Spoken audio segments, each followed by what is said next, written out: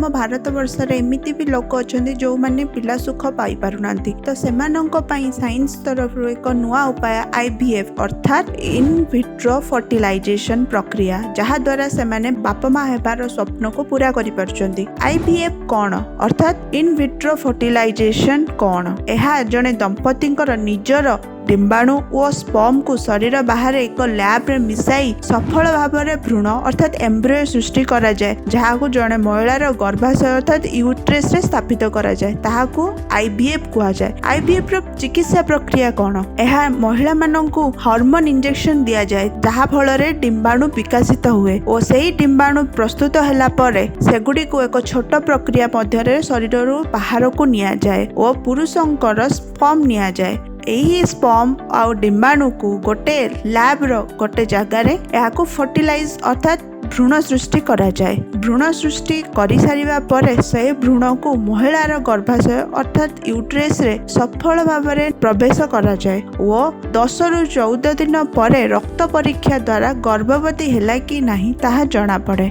IVF कहा पाई दरकार? बांछना समस्या अर्थात इनफर्टिलिटी, फेलोपियन ट्यूब बंद थिबा, अंडा अल्प संख्यार अर्थात डिंबाणु न होउथिबा, स्पर्म रो गुणवत्ता खराब थिबा, वयस्क महिलांक पई और अन्य औषध रेस्पॉन्स न मिलवा कारण IVF रे खर्च केते? भारत रे एक IVF चक्र रो खर्च 80,000 टू 2.5 लाख मध्य रे होई पारथाय और एहार महत्वपूर्ण सूचना होची IVF एक आशादायी विज्ञान चिकित्सा किंतु 100% सफल नुहे। प्रथम चक्र रे गर्भ न हेबा साधारण और शारीरिक और मानसिक समर्थन अत्यंत जरूरी।